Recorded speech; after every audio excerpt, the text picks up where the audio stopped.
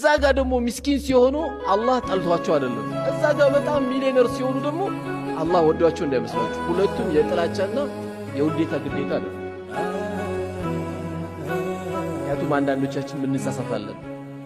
እንትና እኮ አላህ ወደዳቸው፣ አዘነበባቸው፣ ለቀቀባቸው አይደለም እንዴ? ለቀቀባቸው አንተ ማሻአላህ ትላለህ።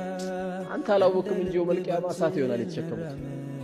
ስንት ቤት አስለቅሰው ያን ብር እንዳመጡት አላህ ነው የሚያውቀው፣ አንተ አታውቀውም። ያንተን ጸጋ የምታውቀው ነገ የውመል ቂያማ ነው።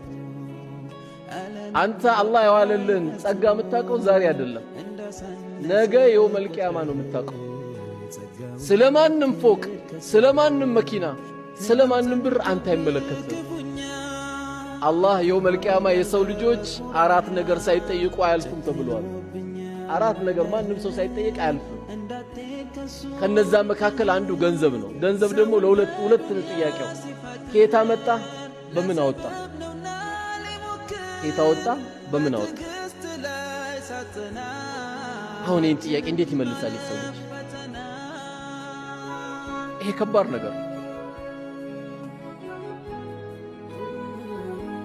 ስለዚህ ስለማንም ሰው ላይፍ ህይወት እኛ እንዳንገባ። ለምን በደከመ ቢሆን ሀብታም መሆን ያለበት ወፍጮ ቤት ጤፍ የሚሸከሙ ነበሩ።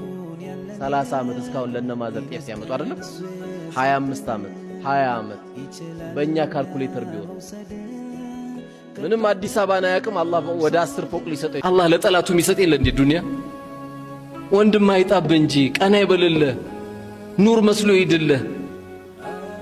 አንድ አዝማሪ የ10 ሚሊዮን ብር መኪና ሊይዝ ይችላል። የያዘ ወንድም ምን አስገረመ?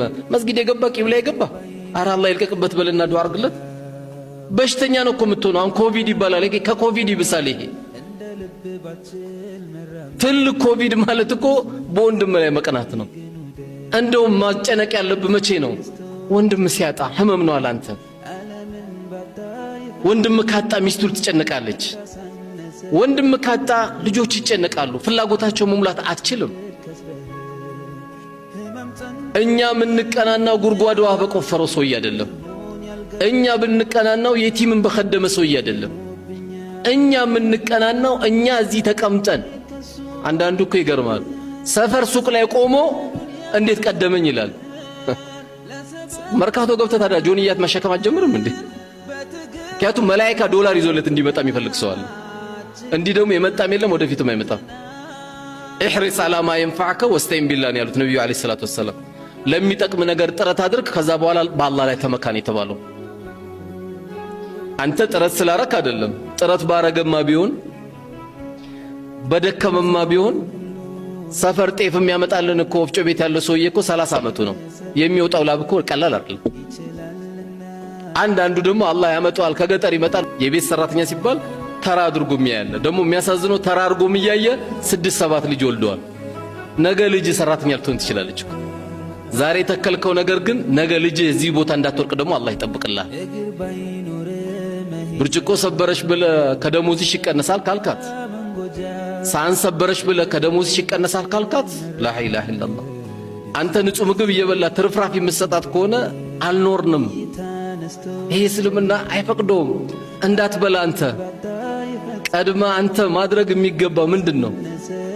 እቺ ልጅ በልታለች ብለ ለባለቤት መጠየቅ አለበት። እቺ ልጅ ቀድማ መብላት አለባት። ለምን? አላህ ነው እኮ አንተ ቤት ያመጣት። አላህ ነው አንተ ቤት ያመጣት። አላህ ደግሞ ነገሮችን ይገልባብጠዋል።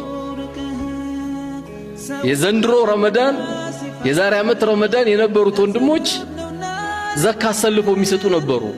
ወላሂ ግን የሚገርማችሁ የዛሬ ዓመት የነበራቸው ሰዎች ዘንድሮ ዘካ እየጠበቁ ነው። ሊቀበሉ ነው፣ ሊሰጡ አይደለም፣ ሊቀበሉ። ይሄን ነው የምንኮራበት ዱንያ። ነገሮች ይለዋወጣሉ። ይሄን ነው ሁላችን ማሰብ ያለብን። ስለዚህ አነስ ኢብኑ ማሊክ 10 ዓመት እጭ አላሉኝም ኡፍ አላሉኝም ስንል እኛስ ቤታችን ያለችው መርየም፣ እኔ ቤት የመጣችው፣ አንተ ቤት የመጣችው ፋጡማ፣ አንቺ ቤት የመጣችው ከድጃስ ቤተሰብሽ ናት፣ እህትሽ ናት። አንቺ ሰራተኛ አይደለሽም እህቴ ናሽ ነው ማለት ያለብን። ቶሎ ሸቀል ስታደርግ ቶሎ አቢሲኒያ አትሩጥ፣ ቶሎ ዳሽን አትሩጥ፣ አሮጊት ጋር ሩጥ፣ የቲም ጋር ሩጥ፣ ኪንጋሩት እዛ ሄዳ አስመዝግብ። እናትን ደበቅ አድርገህ ስጣት፣ አባትን ሄደህ ደበቅ አድርገህ ስጠው። ሸቀል ስታደርግ ቶሎ ሰው የሚሮጠው ቶሎ በል በዚህ አካውንት አስገባልኝ አትበል። ከዛች አካውንት በእጅ ደግሞ አውጣ። የሆኑ ሰዎች ሄደህ ዘይራቸው፣ አንተና አላህ ብቻ የምታውቃቸው። ሄዳ አንኳክተህ ብትችል ፊትን ሸፈነ። ምክንያቱም ለነሱ መስጠት ኩራት አይደለም፣ ስጦታ ነው። ስጦታ ነው። ያ የተንሻፈፈች ጫማ የምትለብስ አሮጊት ካለች፣ ያ የተንሻፈፈች ምንም ልብስ የሌላት አክስት ካለች ኃይለኛ ዝግ እንደዘጋ እሷ ጋር ውጥ። አክስትም እናትህ ናት። ይህን ካረክ የዓለም ሕዝብ ሁሉ ምቀኛ ሆኖ ጀማ በግሩፕ ቢመጡ ሰላማዊ ሰልፍ በአንተ ላይ ቢመጡ ወላሂ ጎዶ ኢነ ናሰ ለው እጅተመዐ ዐላ አን የንፈዑከ ቢሸይን ለም የንፈዑከ ኢላ ቢሸይን ቀድ ከተበ ላሁ ዐለይክ። የሰው ልጆች ሁሉ አንተን ንጉዳ ብለው ተሰባስበው ቢመጡብህ አላህ ትጎዳለህ ብሎ ካልጻፈ ማንም አይጎዳም። ማንም አይጎዳም። አላህ የጻፈብህ አይቀርም።